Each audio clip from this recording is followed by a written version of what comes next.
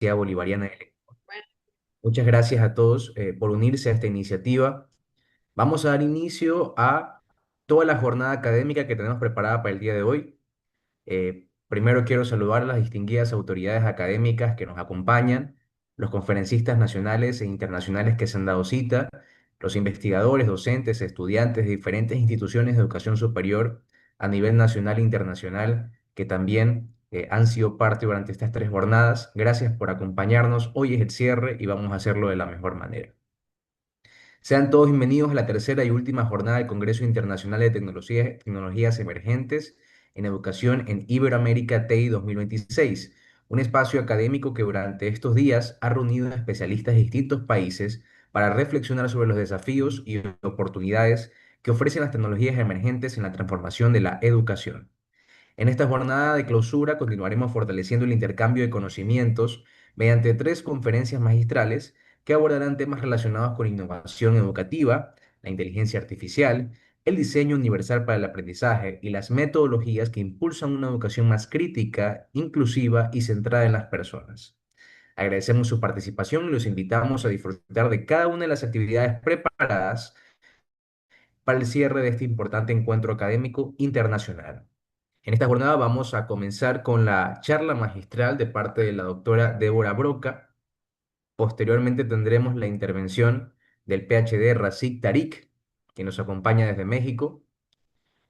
Culminaremos las charlas magistrales con la participación del doctor Manuel Cebrián de la Serna, nos acompaña desde España, y el acto de clausura al que todos están invitados se realizará a partir de las 13 horas, hora ecuatoriana, con la intervención de la doctora Rosángela Caicedo Quirós, vicerrectora de Investigación y Vinculación Social de la Universidad Bolivariana del Ecuador. Bien, dicho la jornada que tenemos preparada para este día, damos inicio a nuestra primera charla magistral. Tenemos el honor de recibir a la PhD Débora Broca, destacada académica e investigadora argentina. En este momento me permito dar a conocer su hoja de vida. Magíster en Procesos Educativos Mediados por Tecnologías por la Universidad Nacional de Córdoba, especialista en entornos virtuales de aprendizaje, licenciada y profesora en Ciencias de la Educación, con orientación en Tecnología Educativa por la Universidad Nacional de Córdoba. Actualmente cursa la maestría en Administración de Empresas de la Universidad Siglo XXI y es directora de la licenciatura en Educación y de la maestría en Innovación Educativa de la Universidad Siglo XXI. En esta oportunidad presentará la conferencia titulada Entre algoritmos y subjetividades, repensar la innovación educativa en la era de las tecnologías emergentes.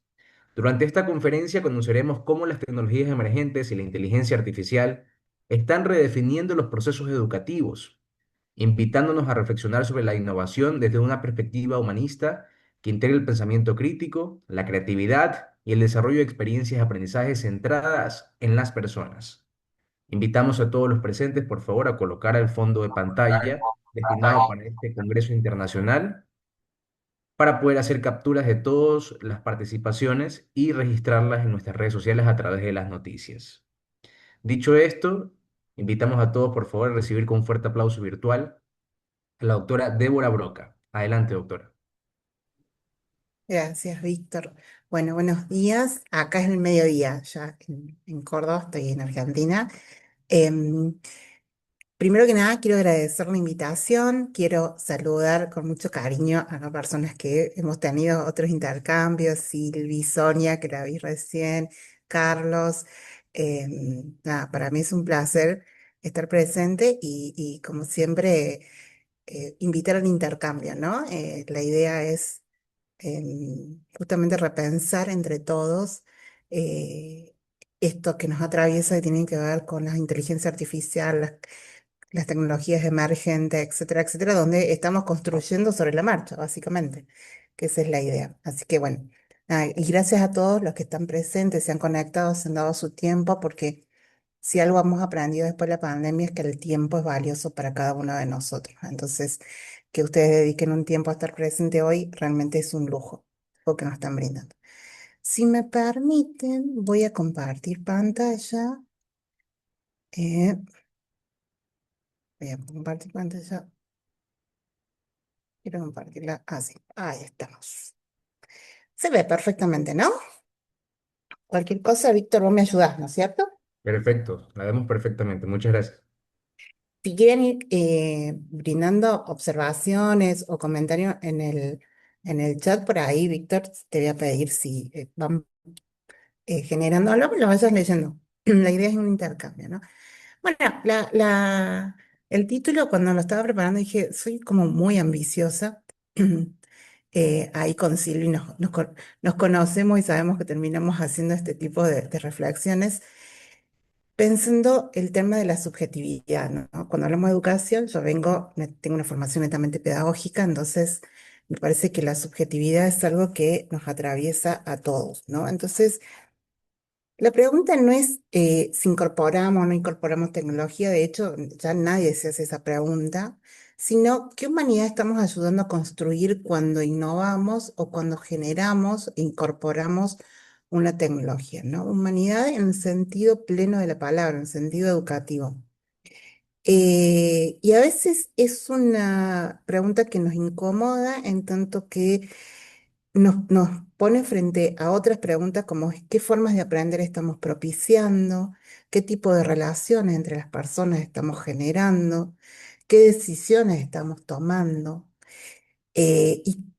o cómo estamos propiciando el vivir y construir juntos en este mundo, ¿no? Entonces estamos atravesados constantemente con estas preguntas en educación, tratando de interpelar siempre esta cuestión más tecnocrática de la mirada sobre la tecnología, que los otros aspectos del mundo están como muy en vanguardia, ¿no? Estamos pensando en un ámbito más del mercado, un ámbito a veces de políticas públicas, ¿no? Que pareciera que la tecnología por sí misma va a cambiar todo, ¿no? Entonces, lo cierto es que sí, la tecnología nos modifica en tanto y en cuanto nos permite reconstruir nuestras identidades, ¿no? De hecho, se habla de la identidad digital, los que somos más 30, yo soy más 40, claramente, ¿no? Estoy más llegando a los 50 que otra cosa. Pero digo, la generación más 30 para arriba, tenemos como una construcción de identidad digital. Tenemos construida nuestra identidad analógica y estamos como construyendo nuestra identidad digital. Sin embargo, las generaciones más jóvenes están construyendo su identidad entre los dos espacios. Y eso es justamente lo que está cambiando, ¿no? La forma en que la gente va construyendo su identidad como persona, como ser, como alguien que se proyecta en este mundo, ¿no? Por eso hablar de innovación nos exige hablar de subjetividad, nos interpela constantemente. Es decir, nos exige pensar formas de aprender, a vernos, a pensarnos, forma de mirar al otro, el lugar que el otro está ocupando en nuestra vida, en el mundo, eh, la forma en que los concebimos, decidimos sobre el otro que aprende, cómo transformamos la realidad, cómo observamos a las personas y a nosotros mismos. Entonces, antes de seguir, la posición que voy marcando es como bastante clara, ¿no? No necesitamos rechazar la tecnología, pero tampoco celebrarla de forma ingenua. Lo que necesitamos es interrogarla, interpelarla desde lo pedagógico, lo ético y lo políticamente. Político en tanto una perspectiva de Paulo Freire, ¿no? Como agentes políticos de cambio, ¿no? Deberíamos pedir todo el tiempo, construir todo el tiempo preguntas que nos ayuden a pensarnos qué estamos haciendo o qué pensamos cuando hablamos de innovación, ¿no? Yo quiero que se pregunten eso. Cuando hablamos de innovación, ¿qué es lo primero que se le viene a la mente? Mantengan esa imagen y con esa imagen vamos a seguir trabajando el resto de la charla, ¿no? Cualquier cosa, si no se me escucha bien, lo que sea, me van avisando, por favor. Y podemos cambiar herramientas y podemos actualizarlas y podemos ponerlas de vanguardia y eso no significa que estamos cambiando la educación. Y todo lo decimos y todo lo repetimos y parece más un cliché que una realidad pedagógica, ¿no? Lo cierto es que hoy estamos atravesados por revoluciones digitales, la biotecnología, la eh, la neuropedagogía, ¿sí? la nanotecnología. Hay como una revolución que nos interpela más allá de la inteligencia artificial, la robótica, etcétera, etcétera, pero que en realidad empiezan a convivir con problemas propios de una pedagogía o de instituciones educativas del siglo XX y hasta en algunas oportunidades y en algunos territorios conviven con teorías, con concepciones pedagógicas propias del siglo XIX. ¿Está mal? No, es la realidad que nos toca.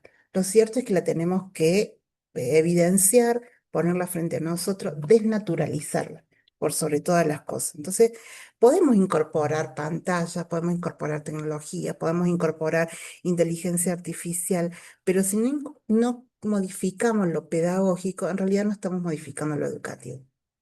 ¿Sí? Entonces no perdamos de vista esto, que hablar de innovación es hablar en primera instancia, cuando hablamos de innovación educativa claramente, en primera instancia desde lo pedagógico para después transitar en cierta forma lo tecnológico. Y lo pedagógico implica pensar en personas, implica pensar en culturas, implica pensar en cosmovisiones, en la forma en que nos comunicamos, en lo inter y lo multicultural, etcétera, etcétera, ¿no? Entonces, puede suceder, y de hecho estamos conviviendo muchas veces, que es algo que cuando tenemos nuestros encuentros, o lo hemos tenido con Silvia, con Sonia, con Carlos, que es algo que de alguna manera comparto con ellos ampliamente, em, es esto de no caer en ser instituciones tipo, voy a poner una imagen no muy feliz, tipo árbol de Navidad, ¿no? Con muchas luces, con muchos destellos, pero que no tienen un porqué pedagógico, ¿no? Sino que en realidad siempre es al revés. Entonces la tecnología puede sostener, puede reafirmar, puede consolidar una pedagogía que ya no funciona, puede consolidar desigualdades, puede potenciar inequidades, puede hasta obstruir procesos de aprendizaje que en realidad estamos queriendo destrabar. Entonces, no es la tecnología lo que nos interpela, no es la novedad, ¿sí? Sino es lo pedagógico. Por eso digo, no toda novedad es innovación, en tanto y en cuanto la novedad se la piense exclusivamente relacionada a una tecnología, a algunas definiciones de moda en el momento. Sí, la presencia tecnológica no garantiza, como decimos, la innovación, entonces necesitamos preguntarnos quién o qué o de qué manera podemos definir la innovación y al servicio de quién podríamos pensarla, ¿no? Ahí estoy viendo en el chat, perdón. Sus años. Em, bueno, entonces empezamos a pensar la innovación, ¿sí? Como un objeto de deseo. Esto es muy freudiano. Un objeto de deseo en tanto y en cuanto pareciera que si todo es por innovar, innovar por innovar y correr tras la innovación, entonces el deseo es en los discursos educativos más colonizados, la innovación tiene que estar presente. Debemos hablar de innovación educativa. Y entonces encontramos proyectos institucionales, políticas públicas en todos los países de Latinoamérica. De hecho, el martes estuve en una charla con Universidad de Perú y estábamos atravesando los mismos procesos, em, programas de formación docente, cambios curriculares, discursos empresariales, ¿sí?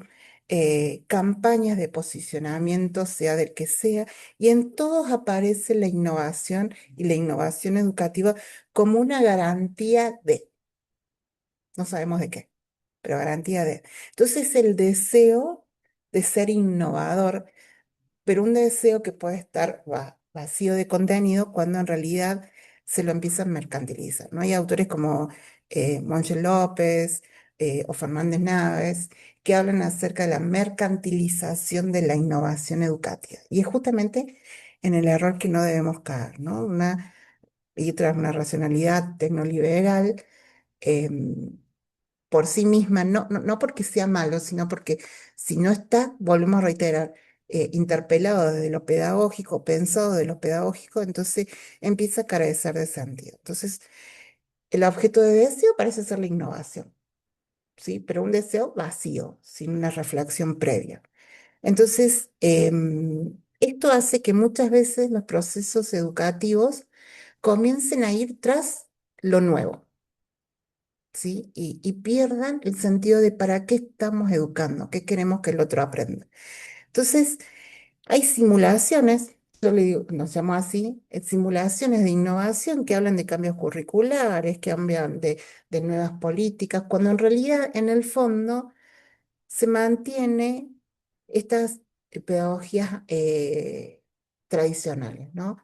Cuanta más información mejor, no sabemos para qué. Y hoy se habla de competencia, que está bueno, pero cuando se vacía de contenido pedagógico, entonces carece de sentido. Vamos a enseñar competencia. Perfecto, y yo lo celebro. ¿Para qué? ¿Quiénes? Y cómo eso abona a la humanidad y el contexto en el que estamos viviendo. Entonces, el aula tiene que ser un espacio que se habita, un espacio que se vive, que se interpela, que se busca. Entonces, cuando se la piensa la innovación como producto, entonces hablamos de comprar tecnología, de competir para ver quién tiene la mejor tecnología o la exhibición más grande de, estandarizamos procesos, que eso es lo que vamos a hablar dentro de un ratito.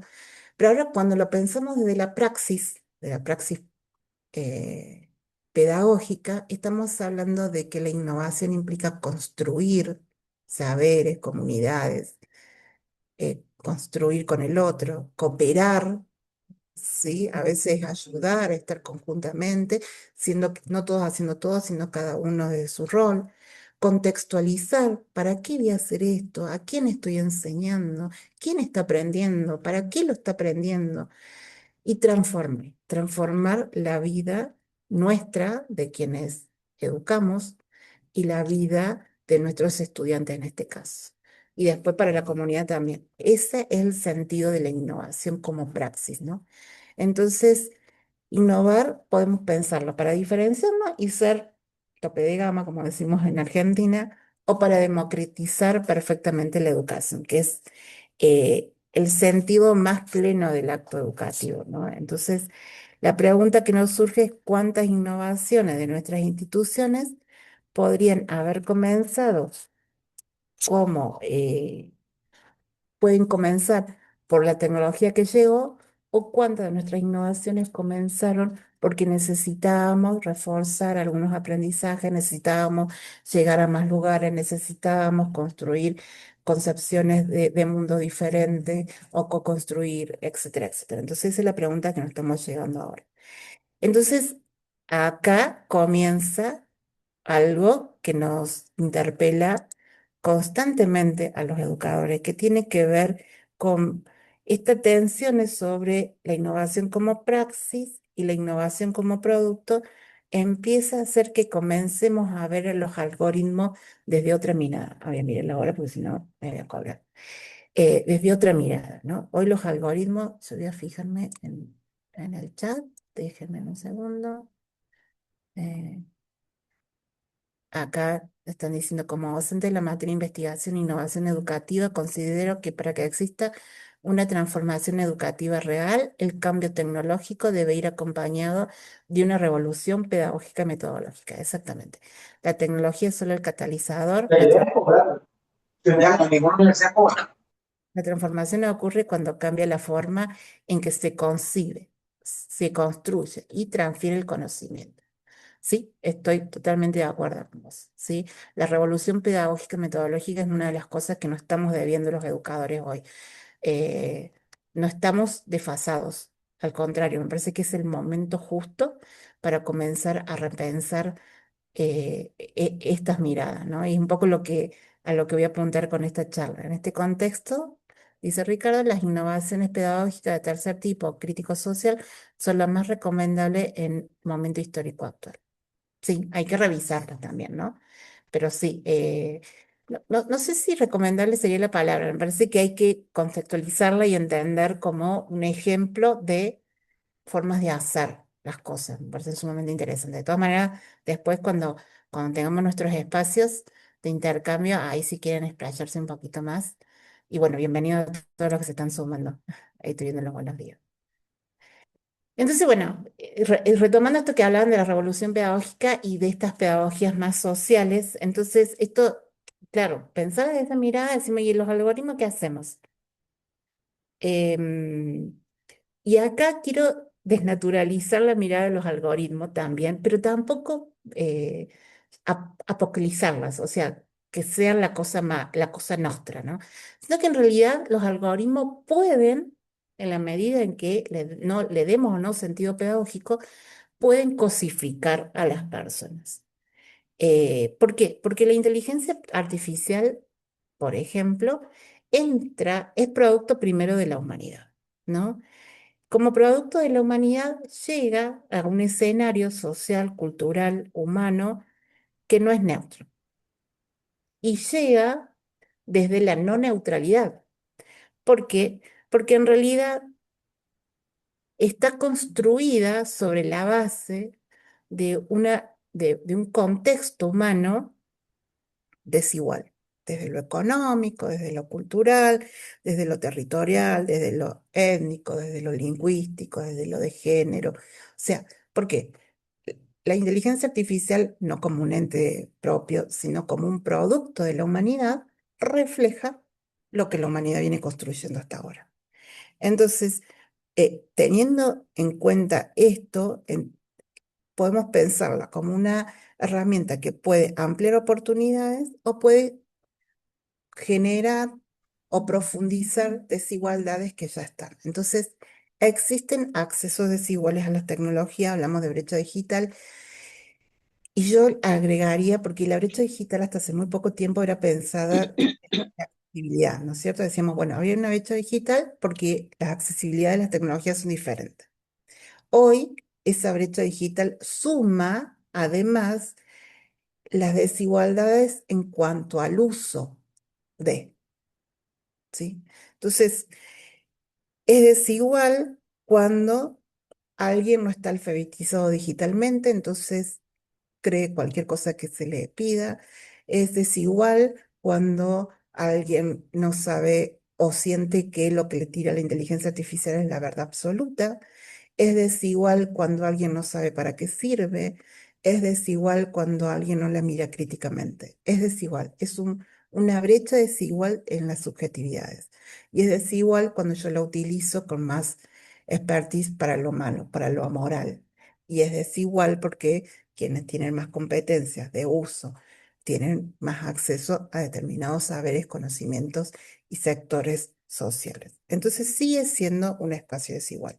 Entonces pensemos justamente la inteligencia artificial y los algoritmos como herramientas que entran en un contexto social desigual, no neutral, que no son neutrales porque son producto de la humanidad. Entonces, ¿por qué? Porque el algoritmo aprende de datos históricos, ¿sí? Y los datos históricos contienen huellas de desigualdades. Y este es un dato interesante porque una de los, no sé si potencialidades llamarla, pero una de las cuestiones más fuertes de hablar de algoritmo e inteligencia artificial es que se comienza a invisibilizar los sesgos, ¿sí? Ya Internet intentaba invisibilizar los sesgos, ¿sí? Entonces es eh, deber nuestro como educadores visibilizar esos sesgos, ¿sí? No como alguien que critica por criticar, sino para poner en evidencia y comenzar a pensar cómo reconstruir y deconstruir esos sesgos, ¿no? Entonces hay decisiones que se tienen que tomar, que se tienen que poner en evidencia, que hace que comencemos a interpelar los datos. Las predicciones que los datos dan, ¿sí? ¿Son posibilidades o son clausuras? Porque este espejo mágico de objetividad que nos brinda la tecnología puede ser un arma de doble filo, ¿no? Em, en realidad, cuando pensamos en los algoritmos como algo que puede predecir, que abre predicciones, de hecho, todos estamos atravesados por algoritmos hoy, estamos pensando sobre la base de predicciones de algo que ya hicimos, ¿sí? Entonces, eso es algo que tenemos que tener presente. El problema no es el algoritmo en sí mismo ni el dato que el algoritmo está brindando, sino cómo nosotros interpelamos eso que el algoritmo nos está dando. Y entonces comienza a surgir el concepto de personalización del aprendizaje, que no es un concepto nuevo, pedagógicamente hablando, ya lo veníamos trabajando. De hecho, la mirada sobre aulas heterogéneas, la inclusión, pensaba la personalización del aprendizaje como algo muy importante, ¿sí? Pero hoy se lo redefine, hasta yo diría de una manera muy liviana, ¿no? Entonces, pareciera que la solución mágica es que justamente la inteligencia artificial a través de los datos y los algoritmos nos permite la personalización del aprendizaje. Hasta ahí estoy de acuerdo. Ahora, lo permite en tanto y en cuanto nosotros, las personas, intervenimos sobre esos algoritmos, ¿sí? Y los leemos de forma pedagógica. ¿Por qué? Porque yo les decía recién, el algoritmo pasa sobre la base de la historia pasada. Entonces, una persona tiene un proceso, un camino recorrido en su desarrollo personal y de aprendizaje determinado. Y Vygotsky ya nos decía que tenemos una zona de desarrollo próximo, que es esa potencialidad que aún no tenemos, pero que podemos llegar a desarrollar. Ahora, si nosotros no interpelamos a los algoritmos pedagógicamente, podríamos de alguna manera limitar esa zona de desarrollo próximo, diciendo, bueno, este estudiante no lee textos largos. Los estudiantes no leen textos largos, parece que llegan mejor con videos más cortos, etcétera, etcétera. Vamos por videos más cortos.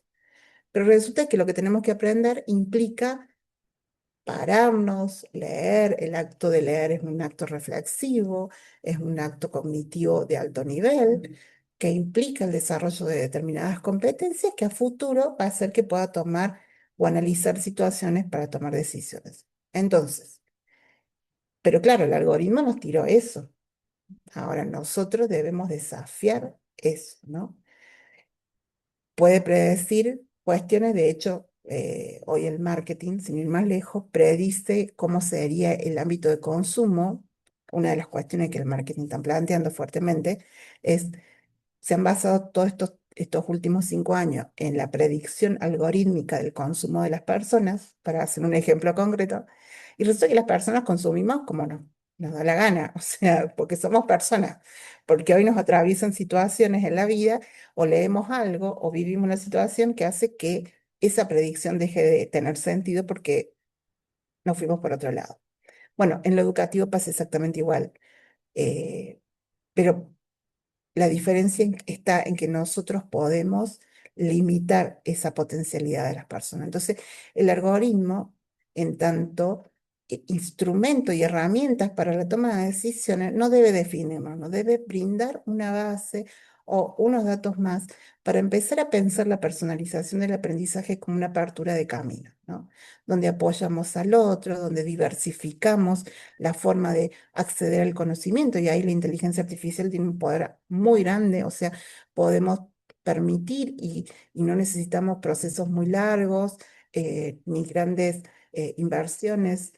eh, Pensando en una profesional de una escuela primaria, no necesita, que no tiene un equipo de pedagogos y de informáticos, etcétera, que le pueda ayudar a hacer un video, por ejemplo.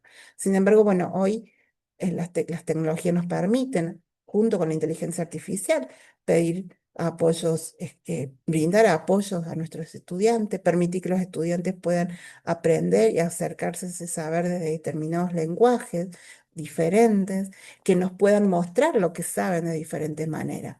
Y eso hace que sea mucho más inclusivo, mucho más accesible, ¿no? Donde, bueno, acá Sonia sabe más de este tema que yo, claramente. No me quiero meter en un ámbito que no es mío, pero me parece que es necesario ponerlo en marcha, ¿no? Entonces, ¿quién le ofrece al estudiante aquello que todavía no no aprendió somos nosotros, no es la tecnología. Y por eso hablamos de, es necesaria esta tensión entre innovación, te- tecnologías emergentes o convergentes, ¿sí? Y la subjetividad de las personas. Esa es la triada que hace que hoy repensemos de alguna manera esta revolución pedagógica. La personalización no es un destino en sí mismo, es un proceso, es lo que buscamos como un medio, porque el fin en sí mismo es lo que ya Freire nos decía, es la emancipación de las personas, la construcción de esas personas. Entonces, ay, no sé cómo vengo con los tiempos, por favor, me van diciendo, porque yo puedo estar 4 horas hablando claramente. Eh, y acá me quería detener un poquito sobre la personalización. Hay tres conceptos que están dando vuelta alrededor de la personalización del aprendizaje, ¿no? Que tienen que ver con instruir, inducir y educar. Ahora, si nosotros pensamos que con instruir es suficiente, es decir, con transmitir determinados saberes, con comunicar, con, bueno, le pongo el servicio y tienen ahí todo para que lean. Entonces, con una predicción algorítmica estaría más que suficiente y con el uso de la inteligencia artificial sin un docente está bien, porque instruimos, porque le brindamos información. Podemos pensar la educación como inducción, ¿sí? Y quedarnos en ese escalón, y entonces estamos hablando con algo que significa la modificación de una conducta. Eh, o orientar una conducta. Y ahí las tecnologías también lo pueden hacer. De hecho, lo hacen. Las plataformas de consumo de alguna manera modifican nuestras conductas de consumo o intentan hacerlo. Entonces podemos generar miles de materiales educativos donde en realidad buscamos a través de notificaciones, recompensas, recomendaciones, estímulos, etcétera, etcétera. Ahí eh, la, la- la psicología conductual tiene una mirada bastante interesante sobre ese tema. Y bueno, de a poco puede hacer que la persona vaya modificando determinadas formas de hacer, de pensarse, de tener la conducta. ¿Estos dos espacios son necesarios en educación? Sí. En educación instruimos, en educación inducimos. Ahora, lo que la tecnología no puede hacer es educar, porque educar es algo totalmente diferente. Educar tiene que ver con la construcción de la autonomía del otro, tiene que ver con eh, la justicia social, la justicia curricular, tiene que ver con lo ético, con las responsabilidades, con el sentido de vida, de humanidad, de mundo que le estamos dando en esto que estamos enseñando y que el otro está aprendiendo. Implica la construcción de un sujeto. Entonces, sí, las tecnologías nos pueden ayudar a instruir, nos pueden ayudar a inducir, pero nada de eso tiene sentido si nosotros no educamos. Porque más información no significa mayor libertad. Significa simplemente tener un montón de cosas que no sabemos qué hacer con ellas. Al contrario, puede significar mayor opresión.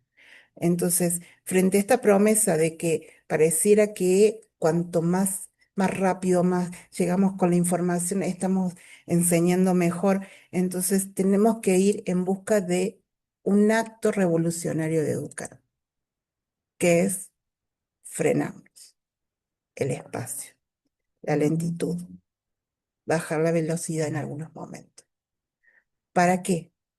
Para justamente esto, para dudar, darnos el lujo de dudar, de interpelarnos si esto es así o no es así, poder conversar con el otro, poder equivocarnos, ¿sí? A una velocidad o a un ritmo que es el nuestro. Necesitamos frenar y bajar la velocidad para escucharnos. Necesitamos bajar la velocidad y el silencio para volver a pensar y repensar y de vuelta volver a dudar. Pensar necesita tiempo, educar necesita tiempo, aprender necesita tiempo. ¿Eso significa que vamos a estar en contra de la tecnología? No. Significa que debemos equiparar, equilibrar ambas cuestiones. Mientras todo va muy rápido, un acto de rebeldía educativa es enseñar a frenar. Y eso solamente lo hacemos los docentes. porque le mostramos que justamente pensar significa tiempos. Emanciparse necesita tiempos. ¿Sí? Entonces yo tengo, pero para eso lo tenemos que hacer nosotros primero. Tengo los datos, tengo la información que va acelerada, pero me doy el tiempo para procesarla, para tomar decisiones, para escuchar con el otro, con construir, ¿sí? Porque la información va a seguir estando ahí. Lo valioso está qué hacemos con esa información. Entonces, no me quiero pasar de tiempo, perdón. Entonces, estamos frente a una pedagogía y una forma de pensar que implica reconocer una historia, una singularidad, ¿sí? Em, y la tecnología puede o tapar todo esto o ayudarnos a potenciarlo. Sí, y esto es fíjense que estamos de nuevo frente a una discusión que ya la veníamos trayendo o que creyendo superada, ¿no? Los algoritmos y las predicciones y la inteligencia artificial en algunas situaciones nos llevan a encasillar a nuestros estudiantes en un perfil determinado. Y en realidad nosotros debemos ir en contra de todo eso, ¿no? Entonces, pensar una pedagogía de la acogida implica reconocer cuál es la historia, porque podemos llegar a más personas, y llegar a más personas implica otras historias, otra cultura, otros lenguajes, otros saberes, descentralizar las cosas, pensar que la construcción implica justamente incorporar aquello que anteriormente no podíamos incorporar por las limitaciones tecnológicas. Pensar la vulnerabilidad de los otros, pensar las vulnerabilidades en los espacios tecnológicos. Hoy la vulnerabilidad no solamente se da en un contexto analógico físico, hoy nuestros niños, nuestros adolescentes, incluso nuestros adultos mayores, están en un espacio tecnológico vulnerable, están en una situación vulnerable y debemos ser conscientes de eso y debemos formar profesionales, en el caso de la universidad, que tengan en cuenta esas vulnerabilidades, que vayan en contra de que se reafirmen esas vulnerabilidades o de alguna manera eh, tomarlas como ventajas. Ese es nuestro deber como pedagogos. Y eso se logra simplemente cuando la innovación es territorial, cuando comienza con escuchar las voces del otro, construir con el otro, comprender qué está pasando. Porque una innovación muy buena en otro lugar podría ser irrelevante en un espacio local, porque no es lo que ese espacio necesita, no es lo que está buscando, no es lo que es relevante social, cultural, moralmente y ético para esas personas. Entonces, la innovación va a tener sentido en tanto y en cuanto está situada. Y situada significa darme vuelta, esto de la lentitud, escuchar con el otro, construir. Entonces, hoy vemos un montón de estos ejemplos de qué problemas de nuestras comunidades merecen convertirse en el punto de partida y no cuáles son los problemas que estas comunidades tienen a causa de aquel proyecto de innovación generado en un espacio de laboratorio, ¿no? Entonces, como para ir cerrando, no me quiero detener mucho, me parece que esta es la brújula, o les propongo de alguna manera esta brújula, yo estoy convencida que es así, podemos discutirlo después, pero la brújula de la innovación educativa es no perder lo humano, y no perder lo humano significa, ante todo, lo territorial. Se construye en comunidad, para una persona, con unas personas, con un sentido, con un saber, etcétera, etcétera. Implica justicia, ¿sí? Quienes se benefician, quienes no se benefician, quienes quedan afuera. Ser consciente de eso es un acto moral, pedagógico, moral. Implica avanzar sobre la autonomía, ¿sí? ¿Cómo amplío la toma de decisiones, el empoderamiento de mis estudiantes o no, o lo estoy limitando con este uso de este proyecto educativo innovador, con este o llamado innovador, con esta tecnología? Implica la otredad, la alteridad, ¿sí? Esto permite que otras voces estén presentes. Estoy tomando esas voces como parte de las decisiones pedagógicas y didácticas que estoy tomando, o la estoy reduciendo a un algoritmo homogéneo donde hay un ideal de estudiante. Y sobre todo, ¿qué problemas, qué intereses, qué objetivos pedagógicos reales estamos logrando concretar con esta innovación y esta tecnología? Entonces, toda innovación educativa debe ser una rebelión a favor de la humanidad. Y por eso vuelvo a reiterar, hoy el trinomio, innovación, subjetividad y tecnología es el que está en tensión y el que invito a que sigamos construyendo. Muchas gracias. Muchísimas gracias a usted, doctora Débora Broca. Gracias por su participación. Abro el espacio de preguntas para que todos los asistentes puedan realizar su consulta a través del chat a nuestra conferencista. Me permito leer el mensaje de Alejandro, doctora. Dice, creo que se debe apostar con mucha infraestructura para la capacitación docente en esta nueva era digital, ya que muchos docentes están en la educación tradicional, no quieren emigrar a la vanguardia digital, le tienen miedo. La innovación también se necesita infraestructura. Su opinión al respecto, por favor. Sí, y ahí pongo en tensión el concepto de infraestructura, ¿no? O sea, todos decimos, bueno, infraestructura ligada a em, lo económico, ¿no? Necesitamos pagar horas docentes, necesitamos tener computadora, necesitamos espacio. O sea, en realidad, en un proyecto, en una gestión educativa cualquier gestión educativa, pero estaríamos hablando de la innovación, la infraestructura también significa tiempos y sujetos.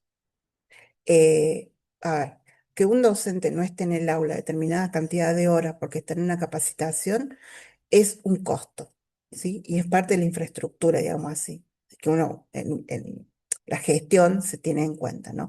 Entonces, sí, sí, creo, Alejandro, que es necesario apostar por una capacitación, pero también es necesario repensar las formas que estamos capacitando.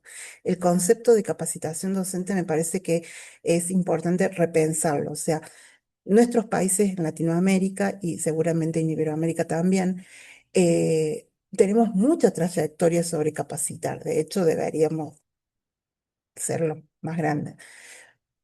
Pero claro, el docente entra, sí, está 2, 3 horas, 3 meses, 6 meses en una capacitación que, como implica llegar a muchas personas, es lo más general posible y no siempre está cerca de lo que él vive. Entonces se sacó un 10, tiene certificación, vuelve al aula y vuelve a hacer lo mismo que antes, pero no porque sea malo, no porque es el peor docente que tenemos en el aula. No, no, porque no tiene el acompañamiento pedagógico para justamente lo que vos estás diciendo acá, sacarnos el miedo para seguir construyendo. Y eso implica tiempo e implica acompañamiento. Entonces, para mí sí es necesario tomarnos el tiempo de la capacitación, pero también es necesario que esa capacitación se piense como acompañamiento pedagógico, como un par y situada. Volvemos a lo mismo, la capacitación, si no está situada, no tiene sentido, volvemos a caer en un saco vacío, ¿sí? Y comenzamos a transitar esa línea delgada de culpabilizar al docente. A la culpa la tiene el docente, pues no quiere cambiar, la culpa tiene el docente. Sí, pero en realidad me parece que sin un acompañamiento no se puede avanzar. Estoy convencida de que la capacitación es necesaria, sí, pero también estoy convencida de que hay que pensarlo de otra manera.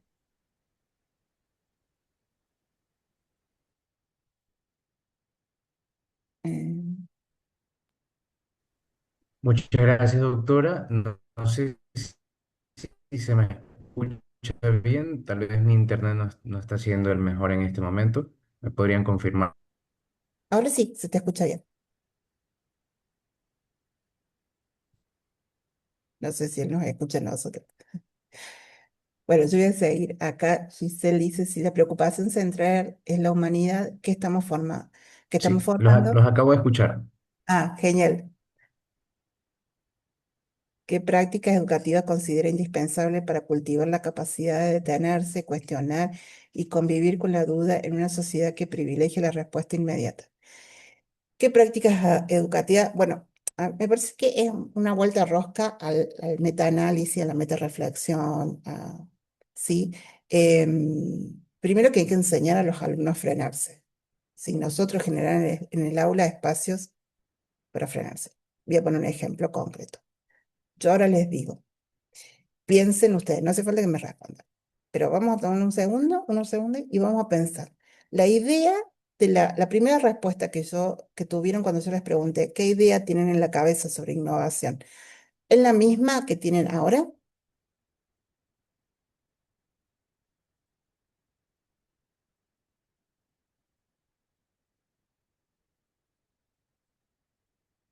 No tener miedo al silencio es una forma de, de lograr ese párate. Nosotros también caemos en el error, sobre todo en la virtualidad. Esto es muy interesante. De hecho, algún día deberíamos investigarlo. Los docentes tienen mucho miedo al silencio en la virtualidad. Pareciera que si no llenamos todo el tiempo de algo, no estamos dando clase. Y en la presencialidad lo hacemos. ¿Cuántas veces caminamos por el aula, miramos por la ventana, les contamos algo? Eso es frenarse. Pero también es frenarse, por ejemplo, un ejemplo concreto, ¿sí? Porque todo el mundo dice, che, hay que enseñar a los alumnos cómo usar la tecnología, sobre todo la inteligencia artificial en la universidad, ¿no?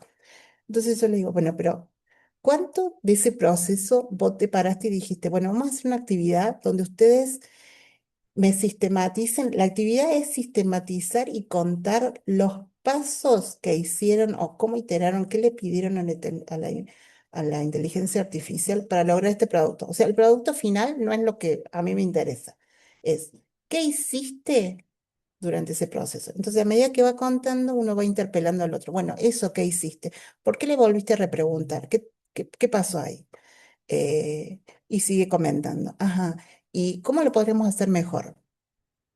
La pedagogía de la pregunta, ya Freire lo decía, es una muy buena herramienta para comenzar a frenarnos un poco, a, a dejar de, a información, información, información. Bueno, ahora preguntémosle a la información, la interpelemos.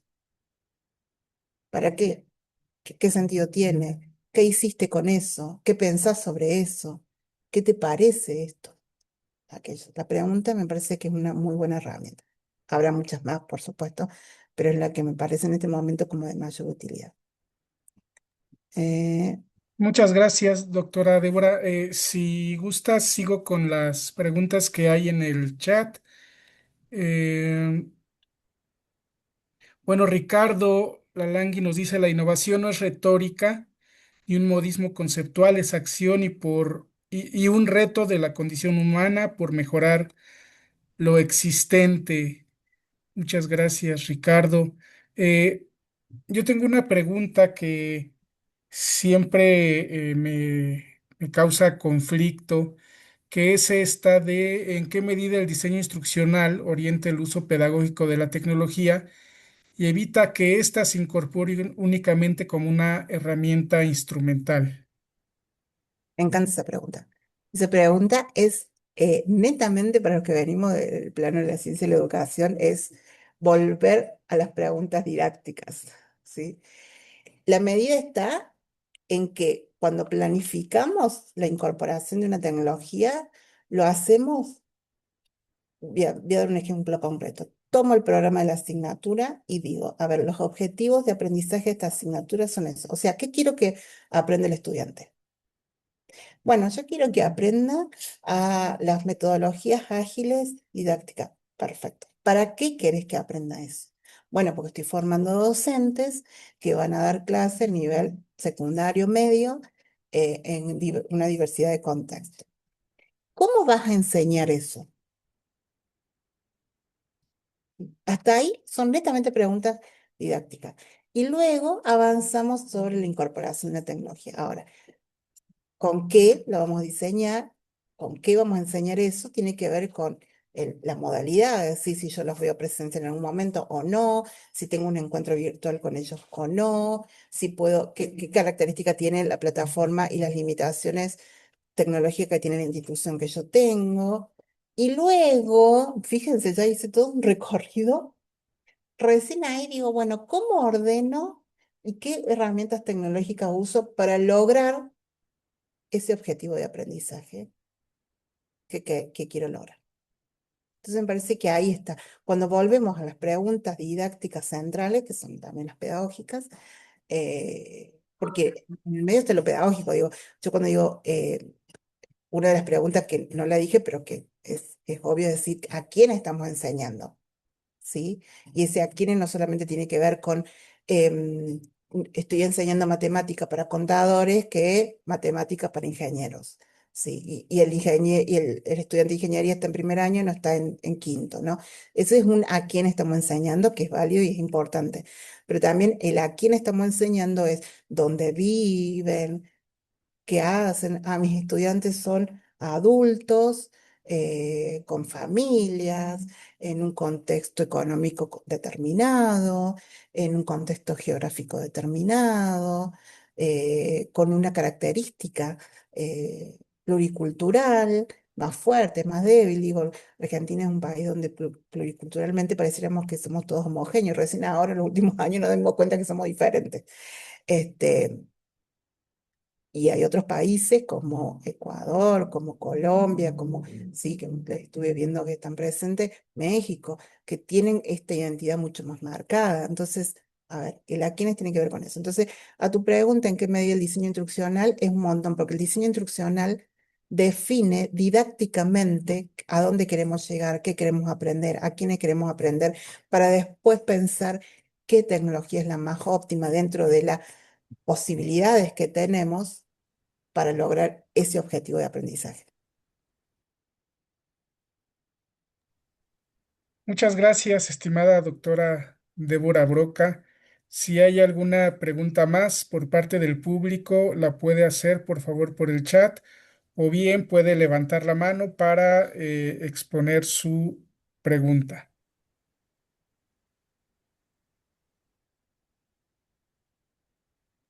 Bueno, al parecer no hay más preguntas. Luis Enrique Silva, adelante. Muchas gracias, mi doctor. Primero, un agradecimiento a mi estimada doctora. Muy, muy interesante sus orientaciones. Ahí se nos congeló. Sí, parece que se congeló acá Luis Enrique.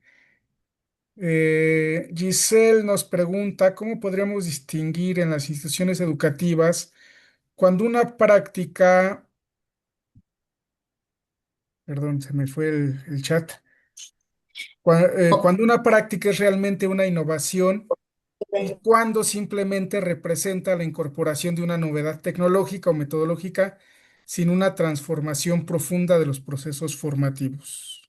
Bueno, ahí está la respuesta. Si no hay transformación en los procesos de aprendizaje, no es innovación. O al menos no es innovación educativa. A ver, puede ser innovación tecnológica, puede ser innovación hasta de gestión, si se quiere, pero si eso que hicimos, sea lo que sea, con lo, digo, más allá de la herramienta, eso que hicimos no modificó los procesos de aprendizaje para bien, entonces no es una innovación educativa. Sí, muchas gracias, doctora. Si me permites completar un poco tu respuesta, eh, creo que debemos de hablar de la evaluación del impacto de las tecnologías. Pero, ¿qué significa esto de la evaluación del impacto? Pues precisamente medir si hubo un cambio, una transformación en el aprendizaje, motivación, retención, etcétera, por parte del estudiante. Pero me he percatado que muchas veces la innovación educativa se mide a través de la percepción, lo cual no es precisamente un indicador de que de que la tecnología esté aportando algo, ¿no? Yo puedo percibir que la inteligencia artificial me ayuda mucho para aprender, pero realmente en los resultados, en el desarrollo de mis habilidades y competencias, no puede estar sucediendo eso, ¿no? Entonces, cuando hablamos de innovación, yo creo que debemos de hablar más de impacto y menos de percepción. Sí. Eh, Creo que no hay más preguntas. Víctor, no sé si ya estés disponible. Aquí estoy, sí, por supuesto. Listo, ¿Me adelante, escuchan Víctor. mejor? Sí. Sí, sí. Listo, muchas gracias. Muchas gracias nuevamente, doctora, doctor, también a cada uno de ustedes por sus participaciones, también los comentarios que nos han llegado al chat de Zoom. Muchas gracias. Pido por favor que todos ubiquen su cámara frente a ustedes, enciendan los que no tienen encendida la cámara. Queremos hacer una captura de pantalla para poder registrar este momento con una publicación en nuestras redes sociales. Por favor, Evelyn, si nos ayudas encendiendo la cámara, Ana María Saavedra también. Los que no tienen bien ubicada su cámara, por favor, para que se pueda ver su rostro. Muy bien, listo. Vamos a hacer la captura de pantalla a la cuenta de tres, por favor, sonriendo a la cámara. Uno, dos, tres. Perfecto, muchas gracias. Pongan filtro, así salimos todos bonitos. Por supuesto que sí, doctor. Muy bien, continuamos con el siguiente punto de este programa y queremos por favor reconocer a nuestra expositora, luego de esa excelente participación. Si nos permite, por favor, compartir pantalla. María Ivonne, ¿podrías apagar el micrófono? Bien. El comité organizador otorga el presente certificado a Débora Broca, PhD, por su destacada participación como conferencista magistral con el tema Entre algoritmos y subjetividades, repensar la innovación educativa en la era de las tecnologías emergentes, en el primer Congreso Internacional de Tecnologías Emergentes en Educación en Iberoamérica, organizado por la Universidad Bolivariana del Ecuador y realizado del 22 al 24 de julio de 2026 en Durán, Ecuador. Gracias por contribuir al éxito de este evento. Firma el rector de la Universidad Bolivariana del Ecuador, PhD Roberto Tolosano Benítez, y la vicerrectora de Investigación y Vinculación Social de la UB, PhD Rosángela Caicedo Quirós. Muy agradecidos con su participación, doctora. Bueno, muchas gracias a ustedes, la verdad que un placer. eh, Desde el momento cero, yo tengo que decir algo, ¿no? Yo necesito hablar, perdón. Desde el momento cero que la primera vez que nos conectamos por Zoom con Sonia y Silvia, la verdad que hicimos, pareciera que nos hubiéramos conocido toda la vida, por ahí pasamos meses sin hablarnos y nos volvemos a hablar y pareciera que estuviéramos trabajando juntas, así que eso es una potencialidad de la tecnología cuando lo humano siempre está presente. Así que siempre les agradezco, chicas, que estén presentes. Y por supuesto, me encanta que sigamos conectados, seguir construyendo, porque bueno, tenemos como mucho camino para recorrer en educación, en investigación y sobre todo en investigación a acción, ¿no? Cuando ponemos en marcha procesos y nos felicitamos porque los docentes somos muy buenos para flagelarnos, pero somos muy malos para felicitarnos. Entonces está bueno generar proyectos donde nos felicitemos por todo el esfuerzo y por todos los logros que estamos realizando hoy en educación. Así que bueno, muchas gracias por el espacio.